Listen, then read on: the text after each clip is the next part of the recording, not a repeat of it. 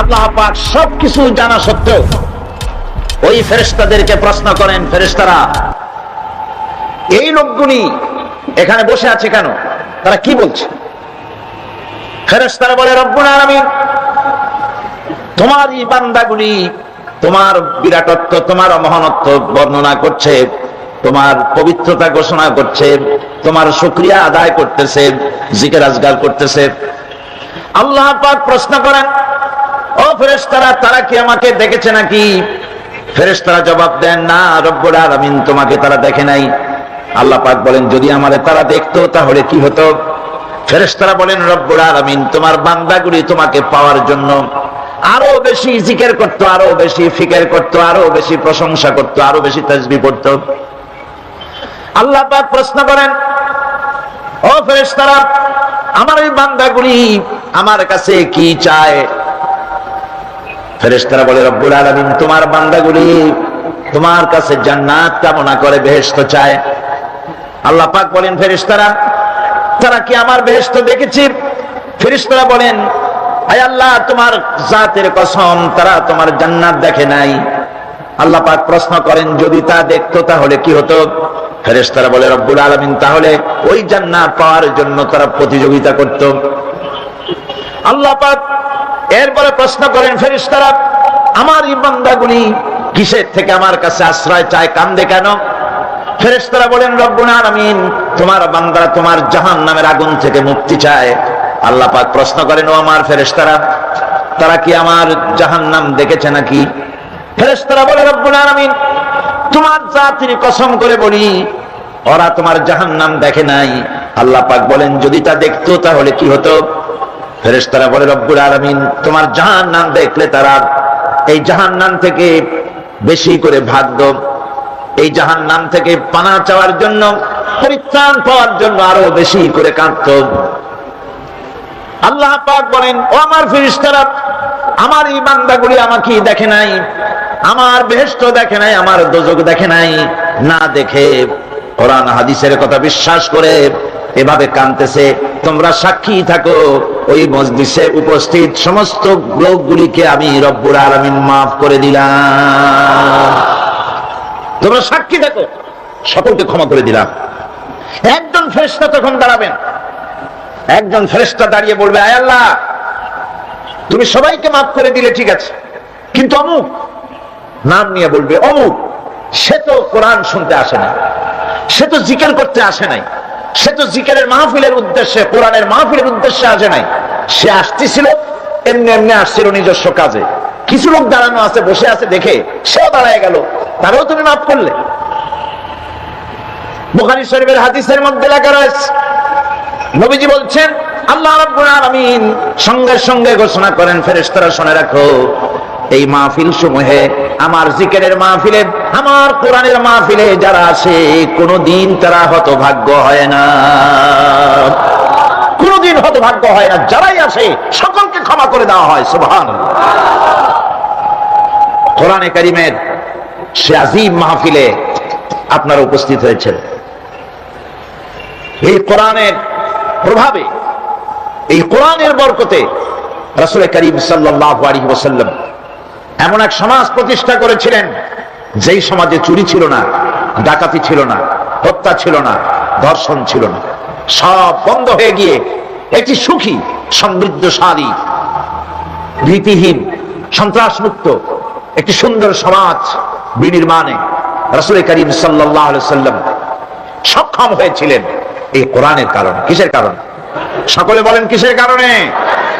কোরআনের বিধানের কারণেই এটা সম্ভব হয়েছিল। মানুষ দরজা খুলে ঘুমাবার সুযোগ পেয়েছিল। আজকে দেশে ঘরের দরজা খুলে ঘুমাবার সুযোগ আছে? না। আপনার মেয়েটি স্কুল কলেজগামী, স্কুলে গিয়েছে, কলেজে গিয়েছে, মেয়েটা তার সতীত্ব নিয়ে, তার ইজ্জত নিয়ে, তার আব্রু নিয়ে ঘরে ফিরে আসতে পারবে কিনা এ ব্যাপারে মা বাবা উদাস থাকে না শঙ্কিত থাকে? শঙ্কিত থাকে। আপনি নিজে রাস্তায় যখন বেরোন, জীবনটা ভেতরে সহ, জীবনটা সহ ঘরে ফিরতে পারবেন, এই গ্যারান্টি আজ আর কেউ দিতে পারে না।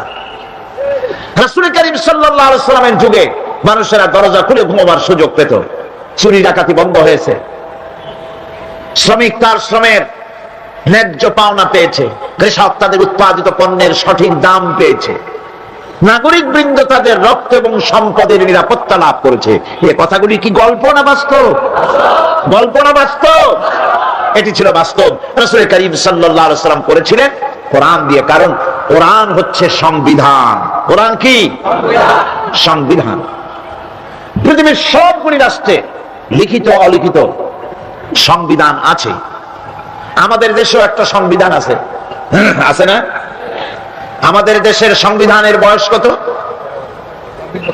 26 বছর কি 25 বছর বয়স হয়েছে সংবিধানের। সংবিধান আমাদের দেশে যেটা আছে, এই সংবিধানের কোন পরিবর্তন হয়েছে নাকি হয় নাই? কতবার হয়েছে? মোট 13 বার সংবিধান পরিবর্তন হয়েছে, অ্যামেন্ডমেন্ট এসেছে, সংশোধন করা হয়েছে।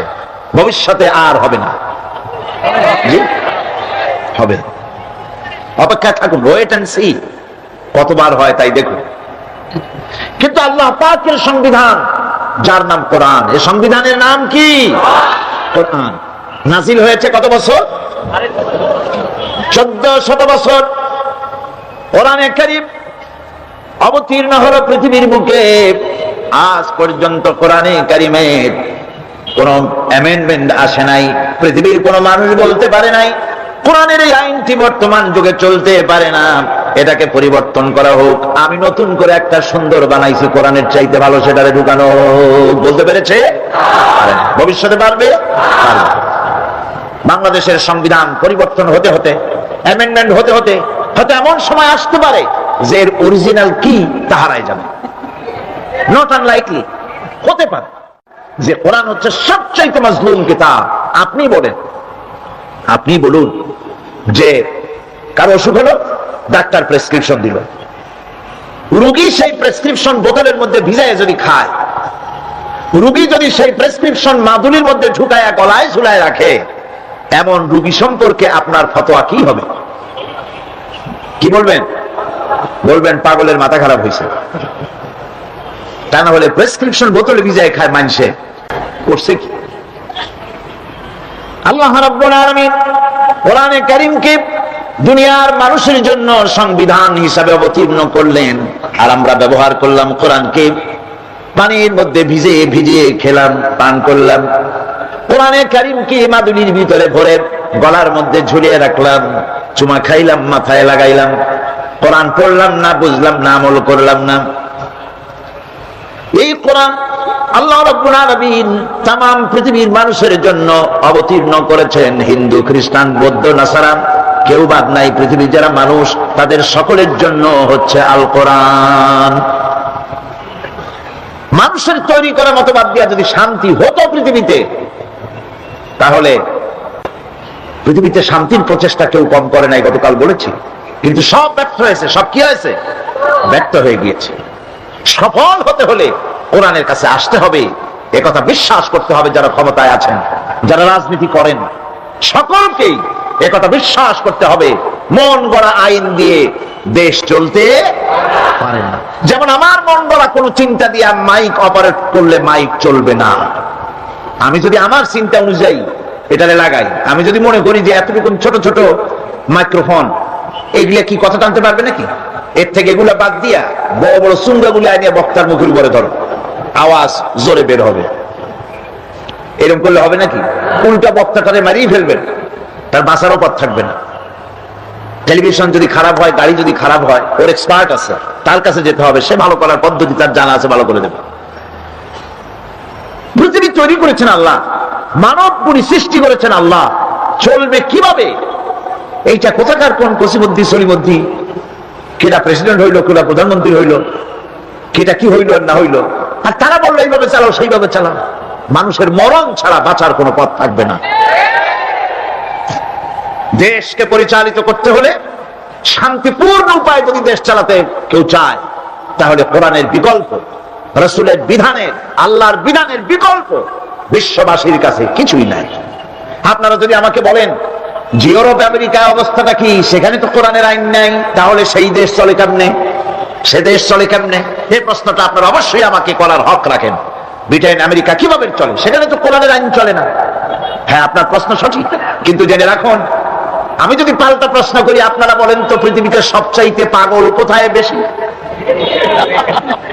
আপনারা জবাবে বলবেন আমেরিকা। পৃথিবীতে সবচাইতে মেন্টাল হসপিটাল বেশি কোথায়? আমেরিকায়। মানুষ জনমের মতো পাগল হইতেছে। এই পাগল হয় কেন? এই পাগল হচ্ছে এই কারণে শান্তি নাই। কি নাই? শান্তি নাই। শান্তির পায়রাগুলো আজ সরাহত। শান্তি তো কতগুলি পায়রার নাম নয়, অথবা কতগুলি বেলুনের নাম নয়। এগুলি কোন নেতা বা নেত্রী কতগুলি পায়রা ধরে বাতাসে উড়াই দিল আর শান্তির বন্যায় জনগণ ভেসে গেল, এমনটি তো নয়। এই শান্তি আজ আমেরিকার মতো সমৃদ্ধ দেশ জনগণকে শান্তি দিতে পারে নাই। স্বামী তার স্ত্রীকে বিশ্বাস করে না, স্ত্রী স্বামীকে ভক্তি করে না, মা বাপ তার সন্তানকে স্নেহ করে না, সন্তান তার মা বাপকে শ্রদ্ধা করে না। মানুষ একটু শান্তি পায় ঘরে গিয়ে, সেই ঘরে চরম অশান্তি যায়, দেখে বউ আরেকজনের সাথে, স্ত্রী দেখে তার স্বামী আর এক মহিলার সাথে। মানুষগুলি এখন মরার জন্য পাগল হয়েছে। আপনারা শুনে অবাক হবেন, গত জুলাই মাসের the Far Eastern Economic Review পত্রিকার ভেতরে এসেছে, আমেরিকার 10,000 আমেরিকান, সাদা আমেরিকান হোয়াইট হাউসের সামনে গিয়ে তারা বিক্ষোভ প্রদর্শন করেছে, দাবি জানিয়েছে সরকারের কাছে যে আমাদেরকে আত্মহত্যা করার অধিকার দেওয়া হোক, আইনগত অধিকার। আত্মহত্যা করার সেখানে বিধান নাই। তারা বলছে আত্মহত্যা করার অধিকার দেওয়া হোক, কারণ পৃথিবীর বুকে বেঁচে থাকলে শান্তি পাবো না, মরলে বোধহয় শান্তি হবে। এটা তাদের ধারণা, কিন্তু মরলে আরো যন্ত্রণা আছে, শান্তি ওখানেও নাই। যেহেতু কামটা করছে খারাপ, কাম করছে কি খারাপ, শান্তি নাই। হায় হায়, অশান্তি এমন ভাবে তাদের পেয়ে বসেছে, অবাক হবেন। আল্লাহর মেহেরবানি, প্রতি বছর সেখানে দাওয়াত হয়, আর আমি আমার চোখে দেখি মানুষগুলির অবস্থা। যুবকগুলি, যুবতীগুলি মাথার চুলগুলিকে আটা মাখাইয়া তাতে রং দিয়ে তালপাতার মতো খাড়া করছে। কেউ বা মাথার পেছনের চুলগুলি ছোট ছোট করে ছেটে ওখানে বাড়ির টেলিফোন নম্বর, রোড নম্বর লিখে দিয়েছে। অবাক কাণ্ড অবস্থা এই। আমি বলে থাকি যে শয়তানে যদি এই দৃশ্য দেখে, বেচারা শয়তান গাছের সাথে হেলান দিয়া খালি কানবে আর বলবে যে আল্লাহ, আমি শয়তান হয়ে দুনিয়া এসে লাভ হইল কি? এগুলি তো মারাত্মক শয়তান। উলঙ্গপনা, বেহায়াপনা, অশ্লীলতায় ছেয়ে গেছে, শান্তি নাই। ইউরোপে নাই, আমেরিকায় নাই। সেই ইতিহাস আর একদিন বলবো। আজ আমি ভূমিকায় কথাগুলি বললাম এই কারণে, পৃথিবীতে আপনারা যা মনে করেন, Britain, France, Italy, German, America, Canada, পৃথিবীর বিভিন্ন দেশে শান্তির নহর বইতেছে না, অশান্তির আগুন জ্বলতেছে। আমার দেশের তালপাতার কুড়ে ঘরে যে শান্তিটা আছে, সে দেশের আকাশ চুম্বী বিরাট ধর্মমালার ভেতরে, বিরাট বিল্ডিং এর ভিতরে সেই শান্তি নাই।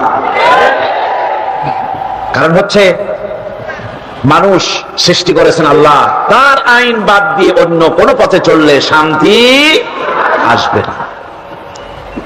আসুন, আমাদের সফলতার ব্যর্থতার আমরা হিসাব নিকেশ করি। গতকাল আমরা এই হিসাব নিকেশ শুরু করছিলাম। আমরা কি সফলতার দিকে এগোচ্ছি না ব্যর্থতার দিকে? আমরা কি লাভের দিকে না ক্ষতির দিকে? কোথায় দাঁড়িয়ে আছি সেটা আমাদেরকে হিসেব করে দেখতে হবে।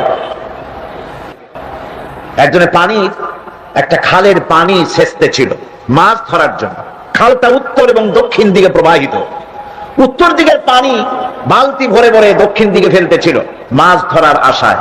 সন্ধে নাগাদ পানি ছেচে তারপর পেছনের দিকে তাকিয়ে দেখে সর্বনাশ, সামনেও যত পানি পেছনেও তত পানি। আচ্ছা, এই কষ্ট করলো অথচ পিছনের পানি কমলো না, এর কারণটা কি আপনারা বের করতে পারেন? কি বাদ দেয় নাই? বাদ দেয় নাই, মাঝখানে বাদ দেয় নাই বলে সারাদিনের পরিশ্রম পণ্ডশ্রমে পরিণত হয়েছে, ঠিক কিনা? সুতরাং আমরা আমাদের জীবনে যদি আদর্শিক বাদ না দেই, ঈমানকে পুখতা করার, আমল করার বাদ সৃষ্টি যদি না করি, তাফসীরের মাহফিলে আনাকুম জানাকুম, জানাকুম আনাকুম, এভাবেই চলবে, পণ্ডশ্রম হবে, আমরা বলে যাব, আপনারা শুনে যাবেন, ফায়দা হবে না। ফায়দা হওয়ার জন্য, কল্যাণ হওয়ার জন্য কোরআনে কারীমের বক্তব্যগুলি শুনতে হবে। আমাদের ব্যর্থতা কোথায়, সফলতা কোথায়, লাভ কোথায়, ক্ষতি কোথায়, সে কথা আল্লাহ আমাকে শোনাচ্ছেন। ওয়াল আসরি ইন্নাল ইনসানা লাফি খুসর। এই সূরাটা আপনারা জানেন কিনা? এইরকম একেবারে পড়তেছেন, বুঝে আছেন? কোরআনে কারীমের প্রত্যেকটি অক্ষরে অক্ষরে 10-10 করে নাকি আমল নামে আল্লাহ পাক লিখে দিবেন। والعصر إن الإنسان لفي خسر إلا الذين آمنوا وعملوا الصالحات وتواصوا بالحق وتواصوا بالصبر صدق الله العظيم। আল্লাহ পাক ঘোষণা করেছেন, আল্লাহ কসম করেছেন, গতকালে কথাগুলি আমি বলেছি, গোটা বিশ্বের সমগ্র মানব গোষ্ঠীর জীবন কি ক্ষতিগ্রস্ত, মনে নাই? জীবন কি ক্ষতিগ্রস্ত। এই জীবন সফল হতে পারে, এই ব্যর্থতার ইতিহাস গতকাল শুনেছি। আজকে বলবো সফলতার কথা। এই ব্যর্থতা থেকে, এই ক্ষতি থেকে যদি বাঁচতে চাই কিনা? কারা কারা চাই? দেখাই তো হাত। কারা কারা চাই ক্ষতির হাত থেকে বাঁচতে চাই? তারা আলহামদুলিল্লাহ হাত নামান। ক্ষতির হাত থেকে যারা বাঁচতে চান, আল্লাহ রাব্বুল আলামিন তাদের জন্য ফর্মুলা পেশ করেছেন, ইল্লাল্লাযীনা আমানু ওয়া আমিলুস সালিহাতি ওয়া তাওয়াসাউ বিল হাক্কি ওয়া তাওয়াসাউ বিস সাবর। আল্লাহ পাক বলেন 7টি কাজ করলে জীবন সফল হয়ে যাবে। কয়টা কাজ? 7টা কাজ করলে জীবনটা সফল হয়ে যাবে। 1 নম্বরে ঈমান। 1 নম্বরে কি? ঈমান। এটাই হচ্ছে ফাউন্ডেশন। ক্ষতি থেকে বাঁচার জন্য প্রথম যে গুণটি, সেটির নাম হচ্ছে ঈমান। ইসলামে ঈমানের স্থান সর্বপ্রথম, তারপরই হচ্ছে ইসলাম। ঈমান আগে, তারপরে কি? ইসলাম। ইসলাম হচ্ছে বীজ, ঈমান হচ্ছে বীজ, আর ইসলাম হচ্ছে চারা, গাছ। এটা হচ্ছে ভিত্তি। এই ভিত্তিকে সর্বপ্রথম মজবুত করতে হবে। ঈমানের ভিত্তি, ঈমানের ভিত্তি দুনিয়ায় ঈমানের আহ্বান জানাবার জন্যই আল্লাহ রাব্বুল আলামিন সমস্ত নবী এবং রাসূলদেরকে পৃথিবীতে পাঠিয়েছেন ঈমানের আহ্বানের জন্য। দুনিয়ার সমস্ত নবীদের দাওয়াত ছিল ঈমানের দাওয়াত। কিসের দাওয়াত? এই ঈমানের দাবিটা আসছে, দাওয়াতটা এসেছে আল্লাহর কাছ থেকে। কার কাছ থেকে? দেখুন, পৃথিবীর ভিতরে কোন নবীদের কথার সাথে আরেকজন নবীর কথার কোনো বৈপরীত্য হয় নাই। সমস্ত নবীদের কথা একরকম ছিল। কয় রকম? একজন নবীর সঙ্গে তার বক্তব্যের সাথে আরেকজন নবীর বক্তব্যের কোনো গুণগত মৌলিক কোনো পার্থক্য ঘটে নাই, অসঙ্গতি হয় নাই। কারণ নবীরা, আম্বিয়া আলাইহিমুস সালাম, নিজেরা বানিয়ে কথা রচনা করে তারা মানুষের সামনে পেশ করে নাই। সমস্ত নবীদের কাছে যত দাওয়াত এসেছে, একটা অফিস থেকে এসেছে। সে অফিসটা হচ্ছে কার? আল্লাহ রাব্বুল আলামিনের। তাই দুনিয়ার সমস্ত পয়গম্বরদের দাওয়াত ছিল না ইলাহা ইল্লাল্লাহ, লা ইলাহা ইল্লাল্লাহ, লা ইলাহা ইল্লাল্লাহ মুহাম্মাদুর রাসূলুল্লাহ। এটাই ছিল সমস্ত নবীদের দাওয়াত। কোরআনে কারীম তার ধারক এবং বাহক সম্পর্কে বলে যে তিনি যে দাওয়াত দিয়েছেন, সে দাওয়াতটা হলো ঈমানের দাওয়াত। আমাদের নবী তিনি এসে যে দাওয়াত দিয়েছেন, সে দাওয়াতটা কিসের? কোরআনে কারীম বলছি, রব্বানা ইন্নানা সামি'না মুনাদিয়ান ইউনাদি লিল ঈমান। হে আমাদের রব, নিশ্চয়ই আমরা এমন একজন আহ্বায়কের আহ্বান শুনেছি, যিনি আমাদেরকে ঈমানের দাওয়াত দিয়েছেন। এমন কোন পয়গম্বর নাই দুনিয়ায় যিনি ঈমানের দাওয়াত দেন নাই। সকলেই ঈমানের দাওয়াত মানুষের সামনে, বিশ্ববাসীর সামনে পেশ করেছেন। কোরআনে হাকিম স্পষ্ট একটা সীমারেখা দুনিয়ার মানুষের সামনে পেশ করে পৃথিবীর মানুষগুলিকে দুটি শ্রেণীতে বিভক্ত করে দিয়েছে। একটি হচ্ছে ঈমান পোষণকারী, আরেকটি হচ্ছে অবিশ্বাসী। একটা ঈমান পোষণকারী আর একটা অবিশ্বাসী। ঈমান পোষণকারীরা সত্যশ্রয়ী, তারা হচ্ছে জ্ঞান এবং নূরের সম্পদে সমৃদ্ধ। আর দ্বিতীয় দলটি হচ্ছে কাফের, জালিম, মূর্খ। তারা হেদায়েতের রাস্তা তাদের জন্য অবরুদ্ধ। কোরআনে কারীম এই দুইটি দল সম্পর্কে উল্লেখ করতেছেন, মাসালুল ফারিকাইনি কাল আ'মা ওয়াল আসাম্মি ওয়াল বাসীরি ওয়াস সামিঈ হাল ইয়াস্তাবিয়ানি মাসালান আফালা। কোরআন শরীফ বলছে হাল ইয়াস্তাবিয়ানি মাসালান আফালা তাযাক্কারুন। দুইটি শ্রেণীতে আল্লাহ পাক ভাগ করে দিয়েছেন। একটা শ্রেণী হচ্ছে অন্ধ, বোবা, বধির। আরেকটি যারা শুনতে পায়, চোখে দেখতে পায়। এই দুটি কখনো এক নয়, সমান নয়। এই দুটির রাস্তা আলাদা। কাফেরের রাস্তা আর ইমানদারদের রাস্তা সম্পূর্ণ ভিন্ন। সমুদ্রের ভিতরে আমি একবার সফর করলাম, আমেরিকার প্রায় 22টা স্টেট সফর করলাম কয়েক বছর মিলায়া। তো একবার আমার প্রোগ্রাম হলো ক্যালিফোর্নিয়া, লস অ্যাঞ্জেলেস। এখানে আমার 3 দিন প্রোগ্রাম। তারা একটা দিন আমাকে রাখলো সাইট সিন দেখার জন্য। আমাকে নিয়ে গেল লস অ্যাঞ্জেলেস থেকে সেন ডিয়েগো হচ্ছে প্যাসিফিক ওশানের পাশে। এইখানে আছে সি ওয়ার্ল্ড, অর্থাৎ সমুদ্রের মধ্যে যা কিছু আছে তা তারা সেখানে উঠায় রাখছে। বিশাল জায়গা, দেখতে অন্তত 4 দিন লাগে পুরা এলাকা দেখতে। তা আমার হাতে সময় 5 ঘন্টা আমাকে দেখতে হবে। আমি বললাম গুরুত্বপূর্ণ জিনিসগুলি আমারে দেখাও। তো নিয়ে গেল।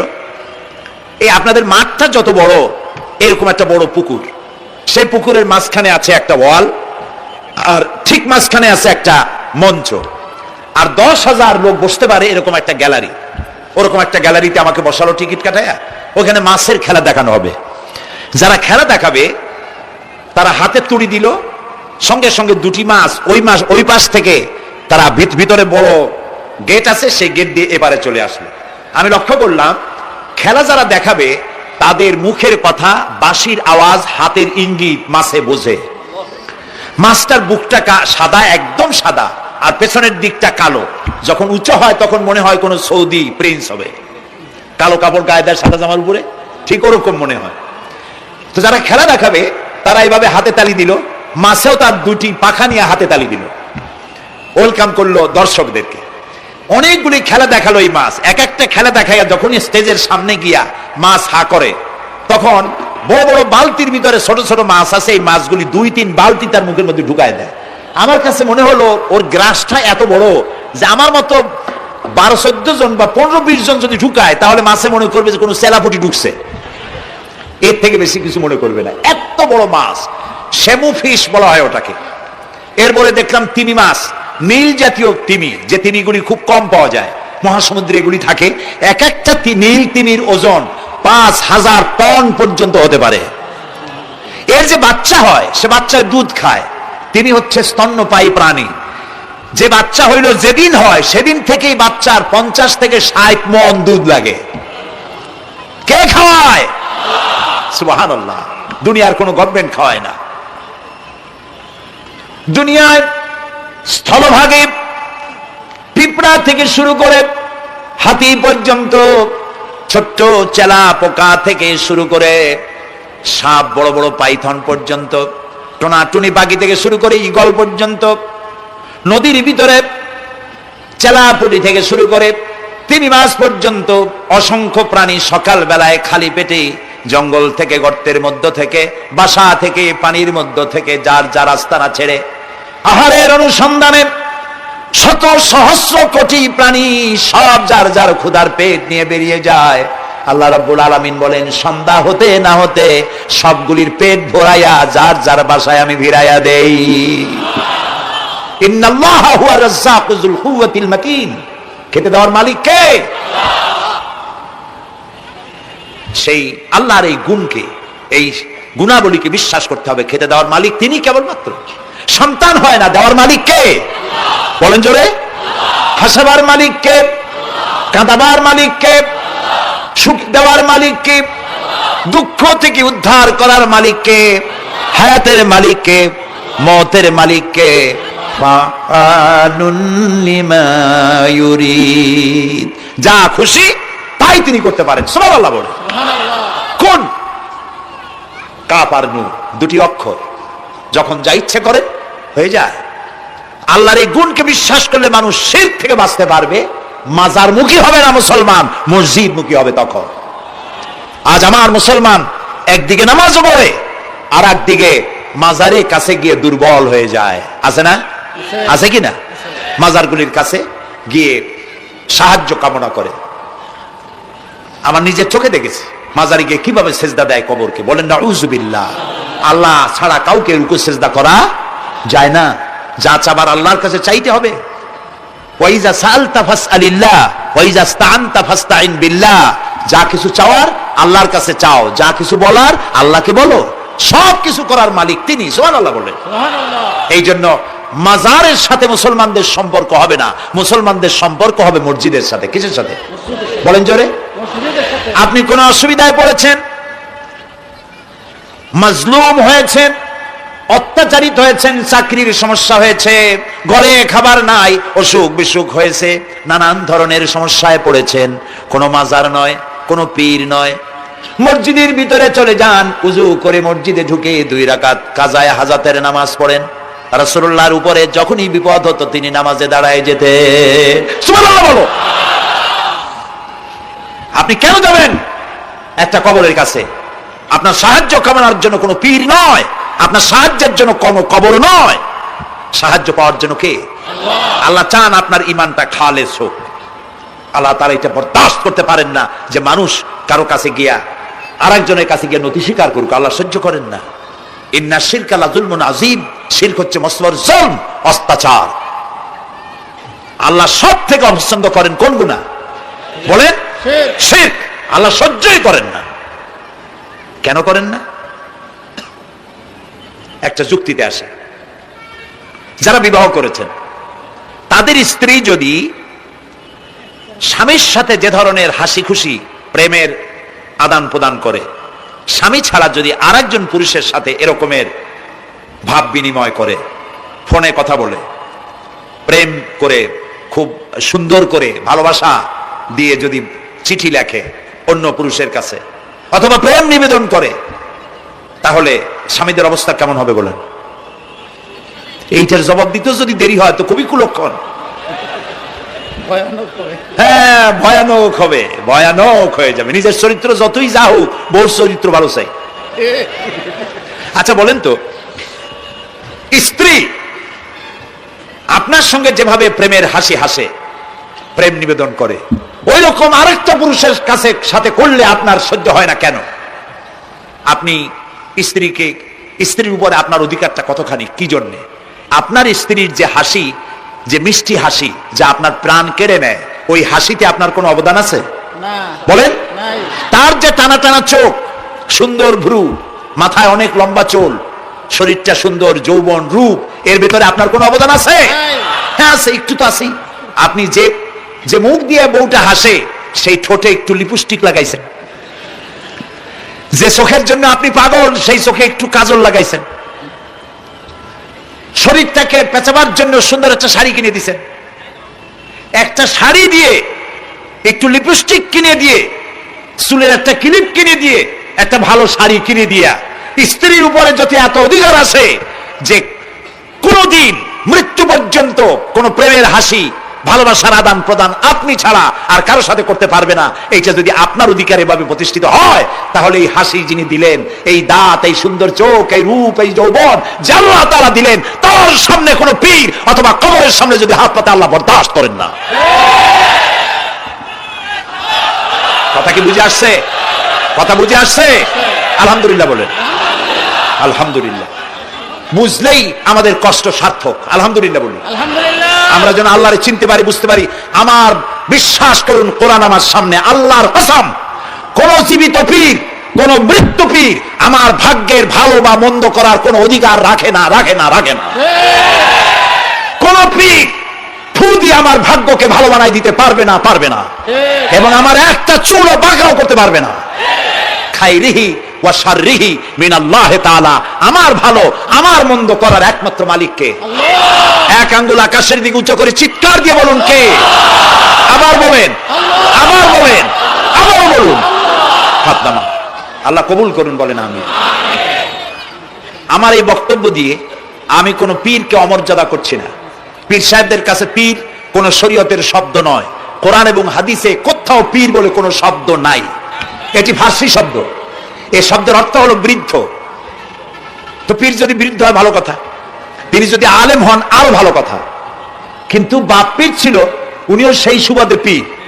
ইলেম নাই, তো ওনার নিজের কাছেই তো টর্চ নাই। আপনাকে অন্ধকারে উনিও ম্যানহোলের মধ্যে পড়বে, আপনার নিয়ে পড়বে। আলেম হইতে হবে, পীর যদি হয় আলেম হইতে হবে, 1 নম্বর কথা। 2 নম্বর কথা হলো তিনি ব্যবসায়ী হবেন না। ধর্মের নামে তিনি ব্যবসা করবেন না। তিনি মানুষকে হেদায়েতের পথ দেখাবেন, প্রয়োজনে জেলে যাবেন, প্রয়োজনে ফাঁসির মঞ্চে দাঁড়াবেন। তিনি নিজেকেই ইসলামের সব আমি করি, আর ইসলাম কারো কাছে নাই। যারা ইসলাম করলো 70-80 বছর ধরে, রাজনীতির পথ দেখালো, তারা ইসলামের দল না, ওনারটাই ইসলামের দল। এই ধরনের ফাইজলামি বক্তব্য থেকে বিরত থাকতে হবে। এই ধরনের বেয়াদবিপূর্ণ বক্তব্য থেকে বিরত থাকতে হবে। আমার দোকানে খাঁটি ঘি পাওয়া যায়, আর কারো দোকানে খাঁটি ঘি পাওয়া যায় না। ইসলাম নিয়ে এই ধরনের মনোপলি বিজনেস করতে দেওয়া হবে না। প্রিয় ভাই সব, আমরা পীর সাহেবদের চিনি। পীর ছিলেন শাহজালাল রহমতুল্লাহ আলাইহি। সুবহানাল্লাহ। যুদ্ধ করা লাগে না, আজান দিয়েছেন, মূর্তির মাথা ভাঙ্গা চুরচুর হয়ে পড়ে গিয়েছে। গৌর গোবিন্দ পোলায়া কুল পায় নাই। লোকেরা যায় তার মাজারে গিয়ে গজাল মাছ জিয়ারত করে আসে, কিন্তু তরবারিটা দেখে আসে না। দোধারি তরবারি এখনো আছে। সুবহানাল্লাহ বলেন। পীর ছিলেন হযরতে বাহাউদ্দিন নকশবন্দি, মুজাদ্দিদ আল ফিসানি রহমতুল্লাহ আলাইহি, বড় পীর আব্দুল কাদের জিলানী রহমতুল্লাহ আলাইহি, খাজা মঈনুদ্দিন চিশতি রহমতুল্লাহ আলাইহি, শাহজাহান আলী রহমতুল্লাহ আলাইহি। কত ওলিউল্লাহর মাজার দিয়ে আমার দেশ ভরা। আলহামদুলিল্লাহ কর। আলহামদুলিল্লাহ। আরে একদিকে মানুষকে মুরিদ বানায়া মুরিদের টাকা দিয়ে নিজেদের পকেট ভরেন নাই। ওনারা এরকম করতেন না, এরকম করতেন। আর রাসূলুল্লাহ বলেছেন এই রকমের হাতের মর্যাদা নাই, এই হাতের মর্যাদা। আমি পীর দেখছিলাম, বাইতুল শরীফের পীর হযরত শাহ আব্দুল জব্বার সাহেব, আল্লাহ তাআলা জান্নাতুল ফেরদাউসের মেহমান বানায়নি। এই বাংলাদেশে শত শত মসজিদ, মাদ্রাসা, এতিমখানা তৈরি করে গেছেন। সুবহানাল্লাহ। বৃষ্টির মৌসুমে চট্টগ্রামের বাড়ি তার, 14 বছর মাদ্রাসায় ওয়াজিদিয়া চট্টগ্রামে 14 বছর বুখারী শরীফ পড়িয়েছেন। কি মানের আলেম, খালি পীর না। মুরিদরা যত টাকা দিত, এই টাকা দিয়ে বড় বড় মাদ্রাসা মসজিদ করেছেন। আর বৃষ্টির সময় সাথী সঙ্গী নিয়ে বস্তি এলাকায় যেতেন, পলিথিন দিয়া ছাওয়া বাচ্চা আর তার স্বামী নিয়ে কাতরায় এক কোনায় বসে আছে, খাবার নাই, চাউল নাই, অসুস্থ, তাদের চাউল দিয়ে আসতেন, তাদের রান্না করার শাকসবজি দিয়ে আসতেন, ওষুধ দিয়ে আসতেন, হাড়ি পাতিল দিয়ে আসতেন। বন্যা হলে, তুফান হলে টাকা উজাড় করে যা মুরিদরা দিত সবগুলি উজাড় করে মানুষের খেদমত করতেন। সুবহানাল্লাহ। কাজেই যারা জামায় অনেকগুলো পকেট সমানে নিতে থাকে আর ভরতে থাকে এইভাবে করে, এই ব্যবসায়ীদেরকে পরিত্যাগ করতে হবে। পীর হচ্ছে ওই সমস্ত লোক যারা নাকি ধর্মের নামে ব্যবসা করে না, বরং আল্লাহর দ্বীনকে প্রতিষ্ঠা করার জন্য কথা বলে। প্রিয় ভাই সব, আমাদের জেহেন সাফ করতে হবে, পরিষ্কার করে বুঝতে হবে আমার ভালো আমার মন্দ কে করতে পারেন? আল্লাহ। সম্রাট শাহজাহান নাম শুনেছেন? কোথার বাদশা বলেন? দিল্লির সম্রাট। সম্রাট শাহজাহান, পৃথিবী জোড়া নাম তার। কবি বলছেন, শাহনে জাহাं को जिन्हें फख्र से देते थे बाज, वाज कब्र में है सूरह अलहम्दु की मोहताज। যে শাহজাহানকে কর দিয়া ট্যাক্স দিতে পারলে জনগণ নিজেদেরকে গৌরবান্বিত বলে মনে করত, সেই শাহজাহান কবরে শুয়ে আছে, সূরা ফাতিহার মুহতাজ হয়ে আছে। সুবহানাল্লাহ। যদি কেউ আমার কবরের কাছ থেকে হাইটে যাইতো আর একটু সূরা ইখলাস পড়ে সবরে সানি করতে, আমি কিছু পাইতাম। আহারে, এই এতিম ফকির হয়ে শুয়ে আছে। এক ফকির দিল্লি ঘুরতেছে, একজন বলছে, ভাই তোমারে তো খয়রাত করে দেখতেছি আমি সেই ছোটবেলা থেকে, খালি তুমি খয়রাত করো। একটা জিনিস আপনারা মনে রাখবেন, গরিব, আজকে যারা গরিব, পরিশ্রমের মধ্য দিয়ে কালকে তারা ধনী হতে পারে, কিন্তু যারা ভিক্ষুক, যারা ভিক্ষা করে, জিন্দিগিতে কোনোদিন তারা বড় হতে পারবে না। ভিক্ষা করা যাদের অভ্যাস, জীবনেও বাড়ি করতে পারবে না, জীবনেও ধনী হইতে পারবে না, কিন্তু গরিব ধনী হইতে পারবে। কারণ হলো আল্লাহর কাছে দুইটা বৈধ জিনিস অত্যন্ত ঘৃণিত। কয়টা? একটা হলো তালাক, আর একটা হলো ভিক্ষাবৃত্তি, মানুষের কাছে চাওয়া। আল্লাহ পছন্দ করেন না। ভিক্ষুক ঘুরতেছে, একটা লোক বলল, মিয়া তোমার তো সারা জীবনই খরচ করতে দেখি। খরচ করবো না, করবো কি? যার কাছে যাই সে দেয় 4 আনা 2 আনা 1 টাকা, এর বেশি তো দেয় না, তেরি আমি কেমনি বড় লোক হবো? কয়েছে তুমি বাদশারের চোখে দেখো না, বাদশারের চোখে দেখো না? কয় বাদশার কাছে কি আমার মতো লোক যাইতে পারে নাকি? কল না, যাইতে হবে, যাও। বাদশাহ একবার যাবা, এমন দেওয়া দেবে জীবনে আর তোমার খরচ করা লাগবে না। পাতি শিয়ালের পিছনে ঘুরে তো লাভ নাই, পাতি শিয়ালে খায় মুরগি, তোমার একটা ঠ্যাং দেবে, দাঁতের খেলালের কাজ হবে না। বাঘের পিছনে ঘোরো, বাঘে খায় গরু আর হরিণ, একটা রান দিলে তুমি 1 সপ্তাহ খাইতে পারবে। কাজে ঘুরতে গিয়েও বোঝা উচিত কার সাথে ঘুরি। তো বলছে বাদশার কাছে যাও, তো বাদশারে পাবে কই? কই তো দেখলাম কেবল মসজিদে ঢুকলো। তারপরে ফকির গিয়ে দাঁড়ায় আছে বারান্দায়, দেখে যে উনি বাদশা ভেতরে বসে হাত তুলে আছে ভাবে, আর চোখ দিয়ে পানি পড়ে দাড়ি ভিজে ভিজে পড়তেছে। নামাজ শেষ করে, মোনাজাত শেষ করে বাদশা বেরিয়েছেন। কোন বাদশা? শাহজাহান। বাইরে আসার পর ফকির বলল, আসসালামু আলাইকুম, বলে ফকির রওনা করছে। বাদশা বলে, দাঁড়াও, তুমি যে রওনা করলা, তোমার তো ভিক্ষুক মনে হয়, আর লোকেরা যারা ভিক্ষুক না তারাও তো আমার কাছে চায়, আর তুমি তো ভিক্ষুক, চাইলে না কেন কিছু? ভিক্ষুক বলে, জাহাপানা, আমি কিছু চাইতে এসেছিলাম আপনার কাছে, কিন্তু আপনার করুণ অবস্থা দেখে আমার জ্ঞানের চোখ খুলে গিয়েছে। আমি দেখতে পেলাম আমি যার কাছে চাইতে এসেছি, আমি তো কান্দি না, হাতও পাতি নাই। যার কাছে চাইতে আসতাম দিল্লির সম্রাট, আবার কোন সম্রাটের কাছে হাত পেতে ভিক্ষুকের মতো কি জানি চায়, আর চোখ দিয়া পানি পড়ে দাড়ি ভিজে ভিজে পড়ছে। আমার জ্ঞানের চোখ খুলে গেছে, দুনিয়ার বাদশার কাছে আর চাইবো না। বাদশা কান্দে যে বাদশার কাছে, তার কাছেই চাইবো। প্রিয় ভাই সব, এই জন্যে জিহ্ন সাফ করে ফেলুন। দুনিয়ার কোন মানুষের জন্য, মানুষের কাছে নয়, কোন কবরে নয়, কোন কারো কাছে নয়, আল্লাহ তাআলার কাছে আমরা নামাজের মধ্যে ঘোষণা করেছি, ইয়াকা না'বুদু ওয়া ইয়াকা নাস্তাঈন। আল্লাহ তাআলা, তোমার একমাত্র ইবাদত করি, তোমার কাছে সাহায্য চাই। কাজী সাহায্য আল্লাহর কাছে। কার কাছে চাইবো বলে? আল্লাহ আমাদের ঈমান পোক্ত করে দিন। আমরা বলি আমিন, আমরা বলি আমিন। অসুখ বিসুখ হইলে পরে ধৈর্য ধরবেন। অনেক মানুষ আছে জ্বর হইলে কয় যে এত নামাজ পড়ি, খালি জ্বর আমারই হয়, এত রোজা রাখি, ভালো ভালো কাম করি, আমার ছেলের অসুখ মোটে সারি না। এই জাতীয় কথা বলবেন না। মুমিনের পায়ে যদি কাঁটাও ফোটে, সওয়াব থেকে খালি নাই। ধৈর্য ধরতে হবে। কাঁটা ফুটছে, বলেন ইন্না লিল্লাহ। আজাবান লিল মুমিন, মুমিনের জন্য বড়ই আশ্চর্য ব্যাপার, বিপদ হইলেও শুকর আদায় করে, আর সুখে থাকলেও শুকর আদায় করে। সুবহানাল্লাহ ওয়া বিহামদিহি। বিপদ আসলে সে বলে ইন্না লিল্লাহি, বলেন ইন্না লিল্লাহি ওয়া ইন্না ইলাইহি রাজিউন। আর যখন শান্তি আসে বলে আলহামদুলিল্লাহ। দুই অবস্থায় তার জন্য নিয়ামত আল্লাহর তরফ থেকে সে পায়, আলহামদুলিল্লাহ। প্রিয় ভাই সব, তো আল্লাহর উপর ঈমান আনার জন্য কয়টা শর্ত বলছি না? এই যে প্যাচ লেগে গেছে, কয় যে 3টা। আল্লাহর উপর ঈমান আনার জন্য শর্ত কয়টা? 4টা। 4টা বলছি কয়টা? 2টা। আরেকটা হচ্ছে আল্লাহর কুদরত এ বিশ্বাস করা। আল্লাহর কুদরত মানে শক্তি। আল্লাহর কিছু বিশ্বাস করবেন, বলেন জোরে? শক্তি। আকাশ এবং জমিনের শক্তিশালী কে? কিন্তু আমার দেশের জনগণ, কিছু কিছু রাজনীতিবিদরা বলে জনগণই নাকি সকল ক্ষমতার, সকল শক্তির উৎস। কি পাগল! তুমি ক্ষমতার উৎস? নাকের মধ্যে ময়লা, দাঁতে ছাটা, পেটের মধ্যে দুর্গন্ধ ভরা, ক্ষমতার উৎস? আশ্চর্য কথা। এই যে ক্ষমতার উৎস, হাজার হাজার লোক এখানে বসা, 2টা ভাউয়া ব্যাংক যদি 2 কোণা দিয়ে ঢোকে, ভাউয়া ব্যাংক চেনেন? বিগ সাইজের ব্যাংক, 2টা যদি দুই দিক দিয়ে ঢোকে, লাফাইতে লাফাইতে, সামনে যারা আছে এমনি লাফাবে। অন্তত টঙ্গী তামিরুল মিল্লাত মাদ্রাসা ছাড়াইয়া তারপরে ফিরে তাকায় বলবে, ভাই আমরা দৌড়াই কেন? ব্যাংকের সামনে অসহায়, বল্লা ভীমরুলের সামনে অসহায়, সাপের সামনে, বিচ্ছুর সামনে অসহায়, তারা কয় সকল ক্ষমতার উৎস জনগণ। কপাল পোড়া।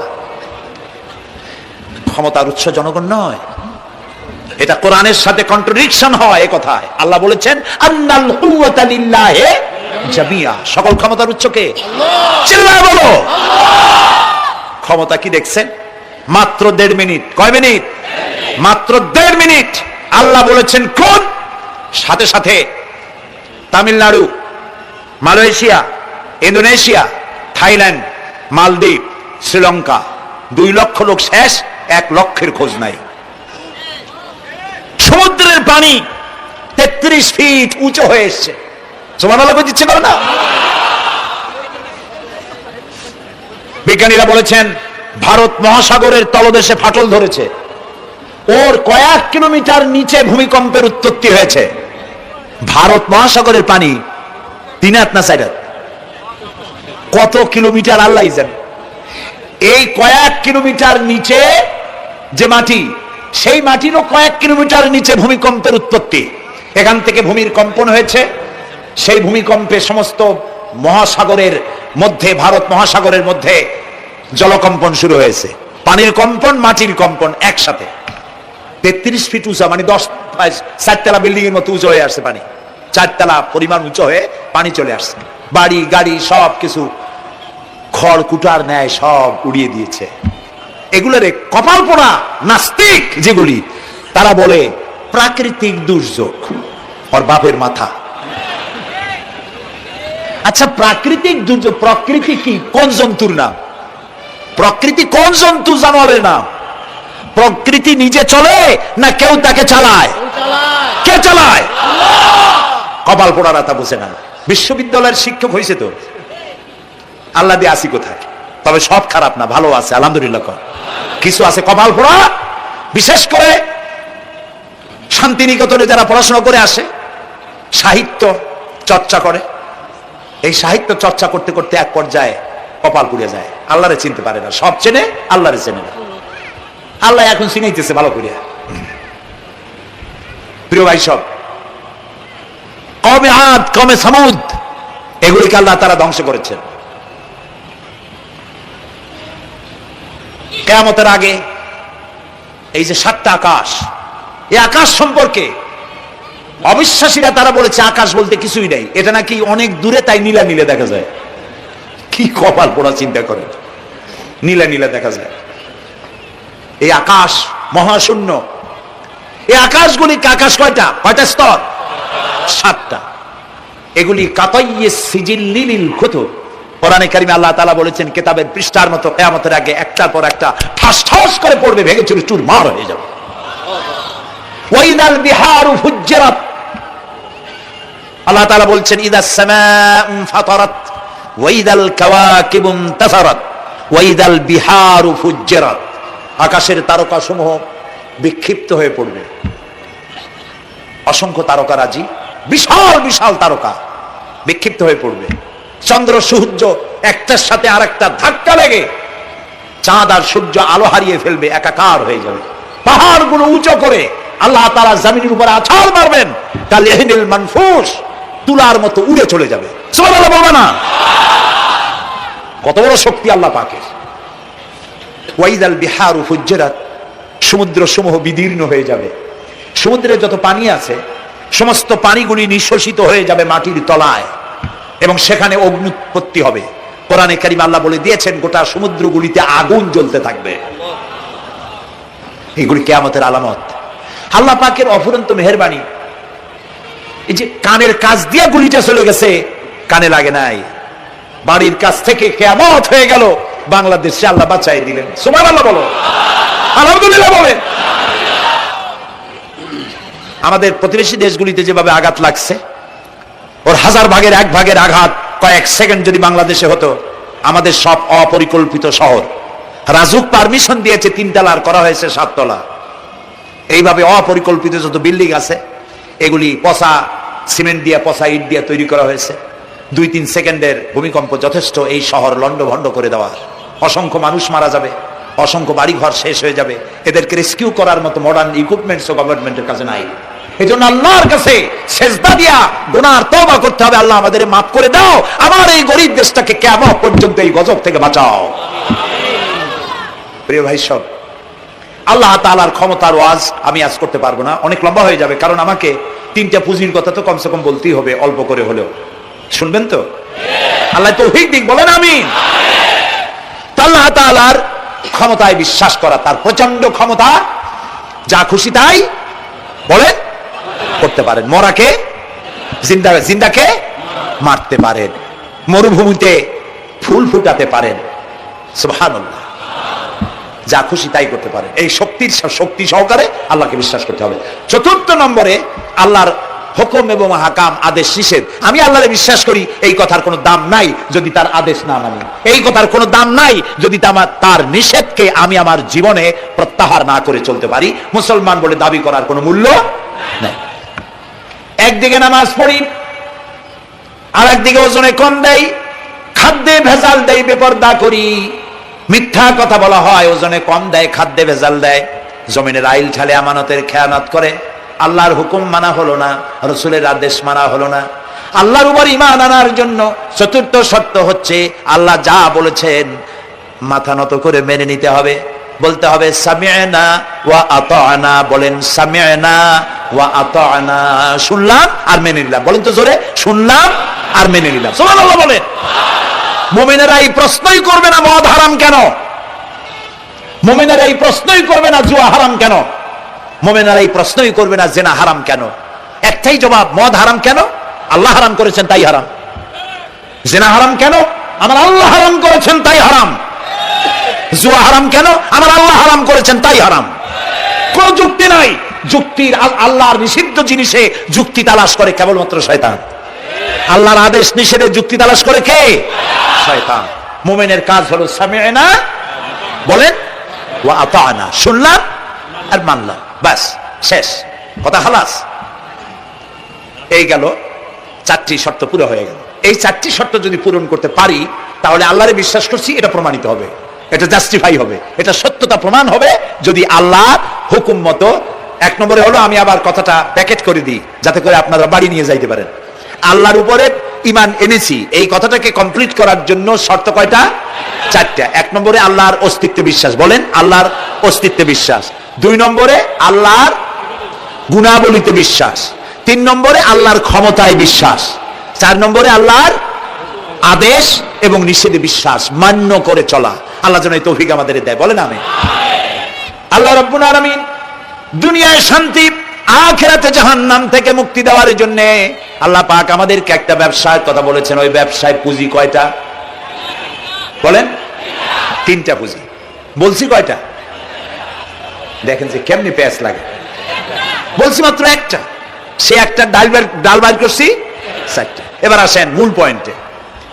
এবার দ্বিতীয় পয়েন্ট, রসুলের প্রতি ঈমান। আমরা তো রসুলের প্রতি ঈমান আনছি কিনা বলেন? রসুলের প্রতি ঈমান এনেছি। আমাদের এই ঈমান যথেষ্ট নয়, কারণ আমাদের ঈমান হলো রবিউল আউয়াল মাসে ঈমান তাজা হয়, ঠিক না? ঠিক না? রবিউল আউয়াল মাস যখন আসি, ব্যানার টানাই, শামিয়ানা টানাই, রাস্তাগুলিতে ফ্ল্যাগ লাগাই আর আলোকসজ্জা করি। মন্ত্রীরা আসেন, নেতারা আসেন, সিরাতুন নবী মাহফিলে দাঁড়ায় বলেন নবীর আদর্শ অনুসরণ করা ছাড়া উপায় নাই। অথচ ওনার পা থেকে শুরু করে মাথা পর্যন্ত নবীর আদর্শ নাই। আবার এই নেতা রামকৃষ্ণ মিশনে, রামকৃষ্ণ পরমহংসদেব তার মঞ্চে গিয়ে বলেন রামকৃষ্ণের নীতির ছাড়া বিকল্প কিছুই নেই। আবার গৌতম বুদ্ধের জন্মবার্ষিকী উদযাপনের জন্য সেখানে গিয়ে বলেন গৌতম বুদ্ধের অহিংস নীতি অনুসরণ করা ছাড়া জাতির যোগীনাথ হওয়ার আর কোনো পথ নাই। যেখানে যায় সেই জায়গার গুলি ধরে। রবিউল আউয়াল মাস আসতে পারে, আলোকসজ্জা করে, ইয়া নবী সালামু আলাইকা, ইয়া রাসূল সালামু আলাইকা। এরপরে গরম গরম জিলাপি রাসূলুল্লাহকে বুঝায় দেওয়া হলো, হে রাসূল আপনি তাকিয়ে দেখেন কত মহব্বত আপনারে করি। আপনার মহব্বতের জন্য আমাদের শহরের কোন মিষ্টির দোকানে আর মিষ্টি নাই, সব আমরা খাইয়া শেষ করছি। এই হলো মহব্বত। এই মহব্বতে এই ঈমানে কাজ হবে না। এই ঈমানে বলে কাজ হবে না। কোন ঈমানে কাজ হবে? রাসূলের প্রতি ঈমানের অর্থ কি? এর অর্থ হচ্ছে নবী করিম সাল্লাল্লাহু আলাইহি ওয়াসাল্লাম আমাদের রাসূল, আমাদের নেতা। আমাদের রাসূল আমাদের নেতা, আমরা তার উম্মত, তার অনুসারী। অনুসারীর কাজ কি? নেতার পূর্ণাঙ্গ অনুসরণ করণ। রাসূলুল্লাহর আনুগত্য করতে হবে, এটা কে বলেছেন? আল্লাহ রাব্বুল আলামিন সূরা আলে ইমরানের মধ্যে বলেছেন, কুল ইন কুনতুম তুহিব্বুনাল্লাহ ফাত্তাবিউনি ইউহিব্বুকুমুল্লাহ ওয়া ইয়াগফির লাকুম যুনুবাকুম আল্লাহু গফুরুর রহিম। হে নবী, আপনি বলুন, তোমরা যদি আল্লাহকে ভালোবাসো তাহলে তোমার কাজ হচ্ছে, তোমরা যদি আল্লাহকে ভালোবাসো তাহলে তোমরা আমার আনুগত্য করো, আমার অনুসরণ করো। কার? রাসূলের। বলেন কার? রাসূলের অনুসরণ যদি তোমরা করো, খেয়াল করে শুনতেছেন তো? আল্লাহ তাআলা বলছেন, নবী আপনি বলেন, তোমরা যদি আল্লাহকে ভালোবাসো, তোমাদের এই দাবি যদি সত্য হয়, তাহলে আমার অনুসরণ করো, আমার আনুগত্য করো। আমার অনুসরণ, আমার আনুগত্য করলে পরে তোমাদেরকে আল্লাহ রাব্বুল আলামিন ভালোবাসবেন এবং তোমাদের তামাম জিন্দেগীর সমস্ত গুনাহ খাতা আল্লাহ তাআলা মাফ করে দিবে। আমরা কি গুনাহ মাফ করাইতে চাই? বলেন চাই? আসুন রাসূলের আনুগত্য করুন। রাসূলের আনুগত্য কিরকম? রাসূল যেভাবে মোছ কাটছে আমরা সেইভাবে মোছ কাটবো। তিনি দাড়ি যেভাবে রাখছেন আমরা সেইভাবে রাখবো। তিনি চুল কাটছেন যেভাবে সেইভাবে করবো। তিনি পায়ের নখ, হাতের নখ যেভাবে কাটছেন সেইভাবে করব। তিনি যেভাবে বিবাহ করেছেন সেই সুন্নত অনুযায়ী বিবাহ, তিনি যেভাবে দেশ চালাইছেন সেইভাবে দেশ চালাবো। রাসূলের অনুসরণের অর্থ শুধু এই নয় যে তিনি যেভাবে সুরমা লাগাইছেন আমি ওইরকম সুরমা দেব, তিনি যেভাবে কদু খাইছে আমিও কদু খাবো, এইটা নয়। এটা নয়, শুধু রাসূলের আনুগত্য হবে মুরগির ফার্ম থেকে শুরু করে জাতিসংঘ পর্যন্ত, জীবনের সব ক্ষেত্রে। আর বিশ্বাস করতে হবে তিনি শেষ নবী, তারপরে আর কোন নবী আসবে না।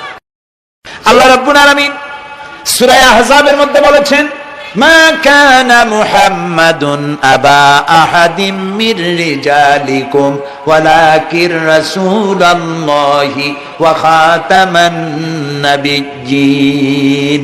মুহাম্মদ সাল্লাল্লাহু আলাইহি ওয়াসাল্লাম তোমাদের কোন পুরুষদের পিতা নন, তিনি আল্লাহর রাসূল এবং তাকে দিয়ে নবুয়তের মিশনকে খতম করে দেওয়া, কমপ্লিট করে দেওয়া হয়েছে। আর কোন নবী, রাসূলুল্লাহ বলেছেন, লা নবিয়্যা বাদি ওয়ালা রাসূল, আমার পরে আর কোন নবী আসবে না, রাসূল আসবে না। কথা বুঝে আসছে? আল্লাহর নবীর পরে আর কোন নবী হবে না। আল্লাহর নবী বলেছেন, একটি ইমারত তৈরি করে তার ভিতরে একটা ইট যদি খালি থাকে, একটি ইটের জায়গা যদি শূন্য থাকে, তাহলে সকলের চোখে ধরা পড়বে। ওই ইটখানা দিলে পরে বিল্ডিংটা কমপ্লিট হয়ে যায়। নবুয়তের যে ইমারত আল্লাহ তৈরি করেছিলেন, ওর ভিতরে একটা ইটের অভাব ছিল। আল্লাহ পাক আমাকে দিয়ে সেই শূন্য জায়গা পূরণ করে দিয়ে নবুয়তের মিশনকে কমপ্লিট করে দিয়েছেন। রাসূলুল্লাহ বলেছে, আমার পরে আর কেউ নবী হবে না। পৃথিবীর সব মুসলমানদের আকীদা, মুহাম্মদ সাল্লাল্লাহু আলাইহি ওয়াসাল্লামের পরে যদি কেউ নবুয়তের দাবি করে সে কাফির, হাজার বার কাফের। তারা যারা তাকে যারা নবী মানবে তারাও। রাসূলুল্লাহ বলেছেন, আমার পরে 30 জন মিথ্যেবাদী নবুয়তের দাবি করবে। তার মধ্যে একজন তো দাবি করছে রাসূলের জীবদ্দশায়, একটা ছিল মেয়ে লোক আর একটা ছিল পুরুষ। পুরুষটার নাম ছিল মুসাইলামা কাযযাব, নামই ছিল কাযযাব। কাযযাব মানে মিথ্যাবাদী। দেখছেন অবশ্য নামই মিথ্যাবাদী। উম্মতেরা কইল যে আপনি তো একজন নবী, আমরা সৌভাগ্য আর দুর্ভাগ্য হোক আপনারা নবী বলে মানলাম। মুহাম্মদ সাল্লাল্লাহু আলাইহি ওয়াসাল্লামের কাছে প্রায় জিবরাইল আসে আর ওহী আনে, আর আপনি আমাদের কোনো ওহী দিতে পারলেন না পর্যন্ত। কয় যে কেবল না নবী হইলাম, অপেক্ষা করো, ওহী আসবেন। বেশ কিছুদিন যাওয়ার পর খুব চিন্তা ভাবনা করে কয় যে ওহী একটা আসছে। উম্মতেরা সব দৌড়ে আসছে, কি ওহী? কয় যে এইমাত্র শেষ রাত্রে জিবরাইল আসছিল, আইসা আমারে কয়ে গেল, একটা সূরা নাজিল করলো। সূরাটা কি? ইন্না আতাইনাকাল আকাক ফাসাল্লি লিরাব্বিকা ওয়াজআক ইন্না শানিয়াকা হুয়াল আবলাগ। উম্মতেরা কয় সর্বনাশ, এই সূরা পড়তে গেলে তো আমরা কাইসা মরে যাব। এর অর্থ তো খুব বিকায়দা। কি সূরা নাজিল হলো আপনার উপর? ইন্না আতাইনাকাল আকাক, মানে আমি তোমাকে হুতুম পেশা দান করেছি, সুতরাং তুমি তোমার প্রভুর উদ্দেশ্যে নামাজ পড়ো আর চিৎকার মারো, কারণ তোমার শত্রুরা সাদা এবং কালো বর্ণের। আমরা তো আগামাথা কিছু বুঝলাম না, কি ওই? আচ্ছা ঠিক আছে, পয়গম্বর মুহাম্মদ সাল্লাল্লাহু আলাইহি ওয়াসাল্লামকে তার উম্মতেরা নিয়ে যায় তাদের বাগানে, মাঝে মধ্যে নিয়ে যায়। নিলে পরে যে কুয়ায় পানি থাকে না, শূন্য কুয়া পানিতে ভরে যায়। যে গাছতলা দিয়ে তিনি হেরে যান, যে খেজুর গাছে খেজুর নাই সেই গাছতলা দিয়ে রাসূল হেরে গেলেন, গাছে ফল ধরে যায়। আপনি তো এরকম কিছু দেখাইতে পারেন না। তোমরা তো আমার নেও না, চলো না যাই। নিয়ে গেছে, যাই দেখে যে কুয়ার পাড় দিয়ে যায়, যে কুয়ায় পানি থাকে তা থাকে না, শুকায় যায়। যে গাছ তলায় দিয়ে যায় ওই গাছে খোরমা থাকলে সাথে সাথে খৈরুগুলো ঝরে যায়। উম্মতের কয় কি একটা কপাল পড়ে নবী পাইলাম ভাগে। আল্লাহ তারে শেষ করছে দুনিয়া থেকে, জাহান্নামে চলে গেছে। সেই মহিলাটাও গেছে, সেও গেছে। রাসূলুল্লাহ বলেছেন এইরকম 30 জন মিথ্যাবাদী নবুয়তের দাবি করবে কিয়ামতের আগ পর্যন্ত। গোলাম আহমদ কাদিয়ানী, এ হলো ইতিহাসে আমরা যদ্য পাই তার পর্যন্ত 28 জন হয়েছে। মুহাম্মদ সাল্লাল্লাহু আলাইহি সাল্লামের ইন্তেকালের পর ওকে নিয়ে হয়েছে 28 জন। কয়জন হইল? বাকি আছে কয়জন? তাই বলে কিয়ামত যে এই 2 জন হইলি আগামী বছর বা 5-6 বছরের মধ্যে কিয়ামত হবে ওইটা চিন্তা করেন না। এই পৃথিবীতে একটা লোক আল্লাহ শব্দ উচ্চারণ করার যদি থাকে কিয়ামত সে পর্যন্ত হবে না। সুবহানাল্লাহ। সুতরাং বহুত দেরি আছে কিয়ামতে। তবে ওর মতো আরো শয়তান 2 জন আসবে। গোলাম আহমদ কাদিয়ানী বলল আমি পয়গম্বর, আমি নবী, আমার উপরে ওহী আসে। তো তার সঙ্গে ওই যুগের বড় আলেম মাওলানা আতাউল্লাহ শাহ বুখারী রহমতুল্লাহ আলাইহি তিনি বললেন, আচ্ছা তুমি যে নবুয়তের দাবি করো এই শক্তি তুমি পাও কই? কয় যে আমার শক্তি তো কোরআন, কোরআনের মধ্যেই আছে আমার কথা। কোথায়? কয় সূরা সফের মধ্যে আছে। ইয়াতি মিন বাদি ইসমুহু আহমদ। ঈসা আলাইহিস সালাম আমার ব্যাপারে ফোরকাস্ট করেছেন, ভবিষ্যৎবাণী দিয়েছেন যে আমার পরে একজন আসবে তার নাম হবে আহমদ, আমি তো সেই আহমদ। মাওলানা বুখারী বলছেন বেকুব, ঈসা আলাইহিস সালাম যার কথা বলেছেন তার নাম, ঈসা আলাইহিস সালাম যার কথা বলেছেন তার নাম হলো ফকাত আহমদ, আর তোমার নাম হলো গোলাম আহমদ। তাহলে এতে করে বোঝা যায় ঈসা আলাইহিস সালাম যার কথা বলেছেন তুমি সেই আহমদের গোলাম, তো তুমি নবুয়তের দাবি করো কেন? গোলাম আহমদ কয় যে হুজুর আমার নামের আগে গোলাম বৈশা একটু সমস্যা হয়েছে, ঠিক তো গোলামটারে যদি বাদ দেই তাহলে তার আপনি আপত্তি করতে পারেন না আমি আহমদ থাকি আর আপনি আমার উম্মত হয়ে যান। আমি আমার কথা ঈসা আলাইহিস সালাম বলেছেন। মাওলানা বুখারী বলছেন দেখো তোমার ফতোয়া অনুযায়ী তুমি বলছো নামের প্রথম অংশ বাদ দিয়া শেষের অংশ নিয়ে তোমার উপর ঈমান আনতে, তাহলে আমি আমার নাম আতা আল্লাহ, তোমার ফতোয়া অনুযায়ী আমার নামের প্রথম অংশ বাদ দিলাম, আতা গেছে, থাকছে আল্লাহ। আর আল্লাহ বলছি তোর মতো গাধার আমি নবুয়ত দেই নেই। এরপর এই শয়তানের মৌত হলো কোথায়?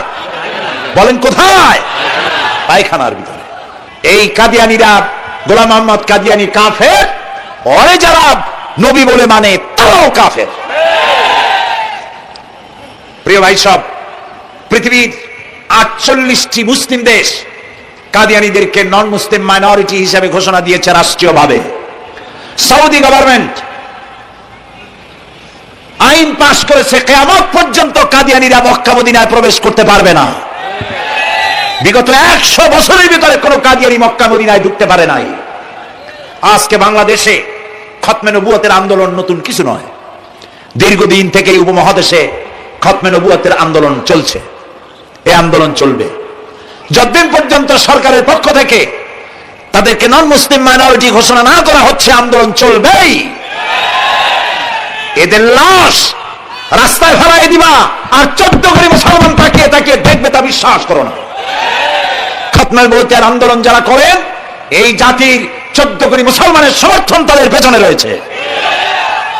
কাজী তাদের ব্যাপারে উচ্চবাচ্য কথা বলতে গিয়ে ব্যারিস্টার হন, আইনজীবী হন, যেই হন, খতমে নবুয়তের আন্দোলন যারা করে তাদের ব্যাপারে কথা বলতে গিয়ে মুখ সামনে কথা বলবেন।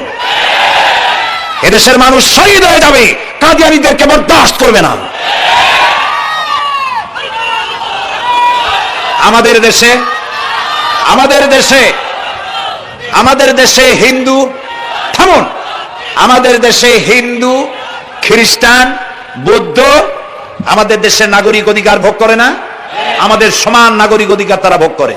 কাদিয়ানীরাও হিন্দু খ্রিস্টানদের মতো নন মুসলিম মাইনরিটি হিসেবে এদেশে বসবাস করে নাগরিক সুবিধা ভোগ করবেন, কোনো অসুবিধা নাই। কিন্তু আপনি মুসলমান বলে দাবি করবেন না, শেষ নবী মানবেন না, আমরা এই ব্যাপারে কিয়ামত পর্যন্ত আপোষ করব না। কেবলমাত্র মূর্খ, দালাল, হারামখোর তারা এই কাদিয়ানীদের পক্ষ অবলম্বন করতে পারে, ইমানদারেরা পারে না।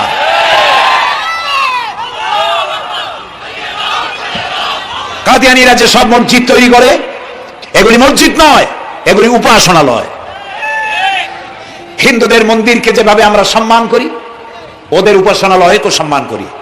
কিন্তু কাদিয়ানীরা যতদিন মুসলমান নামের পরিচয় দিতে থাকবেন আমরা আমাদের অধিকার আদায়ের জন্য সুশৃঙ্খল ভাবে গণতান্ত্রিক পদ্ধতিতে আমরা এই অধিকার আদায়ের চেষ্টা করব। খতম নবুয়তের আন্দোলন কোনো রাজনৈতিক আন্দোলন নয়, এটি আমাদের ইমানের আন্দোলন। যারা আন্দোলন করতেছেন তারা আমাদের ফরজে কিফায়ার দায়িত্ব পালন করছেন। প্রিয় ভাই সব, রাসূলের প্রতি ঈমান আনতে হলে এরকম ঈমান আনতে হবে, তারপরে আর কোন নবী আসবে না। তারপরে কথা হলো তাকে অনুসরণ করতে হবে পায়ের নখকাটা থেকে শুরু করে মাথার চুল পর্যন্ত, জীবনের সব ক্ষেত্রে রাসূলের অনুসরণ করতে হবে। তিনি সেনাপতি ছিলেন, শ্রমিক ছিলেন, পিতা ছিলেন, নানা ছিলেন, স্বামী ছিলেন, ঠিক না? তিনি রাষ্ট্রপ্রধানও ছিলেন। আজকে যারা ধর্ম আর রাজনীতি আলাদা করেন তারা মুনাফিক, মুসলমান নয়, তারা কি? মুনাফিক। এই জন্য আমাদেরকে মনে রাখতে হবে নবী করিম সাল্লাল্লাহু আলাইহি ওয়াসাল্লাম রাষ্ট্র পরিচালনা করেছেন। যারা ধর্ম আর রাজনীতি আলাদা করেন তারা মুসলমান হিসাবে আল্লাহর কাছে পরিচিত হতে পারবেন না। প্রিয় ভাই সব, নবীজি মক্কা থেকে মদিনায় এলেন, মদিনায় এসে রাষ্ট্রপ্রধানের দায়িত্ব পালন করলেন। আজ তিনি রাষ্ট্রপ্রধান, কোরআন হলো সংবিধান, কোরআনের আইন চালু করে দিলেন। চুরি বন্ধ হলো, ডাকাতি বন্ধ হলো, জেনা ব্যভিচার বন্ধ হয়ে গেল, মানুষ দরজা খুলে ঘুমাবার সুযোগ পেল। সুবহানাল্লাহ, সুবহানাল্লাহ।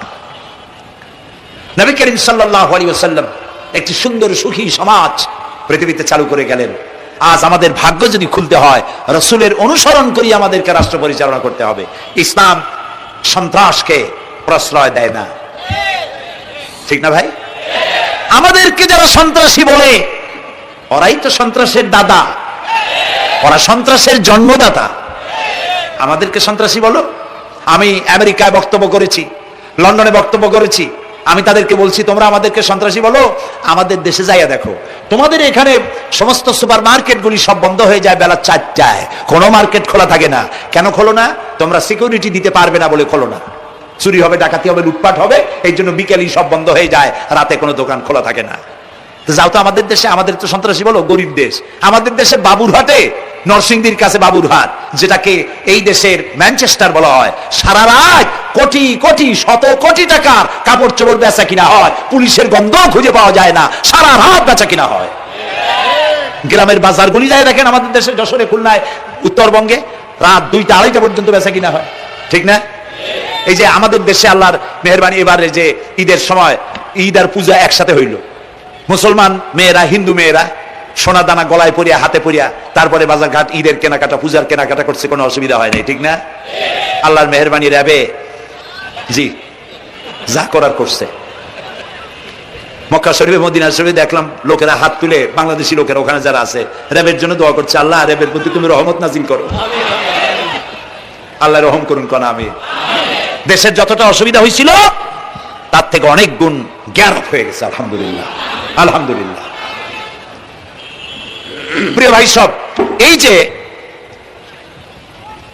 আল্লাহ রাব্বুল আলামিন মুসলমানদেরকে পৃথিবীর মধ্যে সবথেকে বেশি শান্তি প্রিয় করেছেন, কোন আলহামদুলিল্লাহ। তোমরা আমার মক্কা যায় দেখো, মক্কা মদিনায় যায় দেখো, আমাদের কেউ সন্ত্রাসী? মক্কা মদিনায় লক্ষ লক্ষ মানুষ এই যে সব চলে গেছে, এখন কোথায় গেছে? সারা পৃথিবী থেকে মানুষেরা এখন ছুটছে ছুটছে, পৌঁছে গেছে, আর পথে আছে, প্লেনে আছে, নদীতে আছে, গাড়িতে আছে।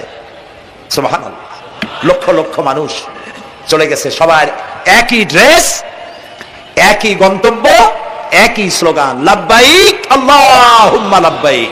সব মানুষ চলে গেল।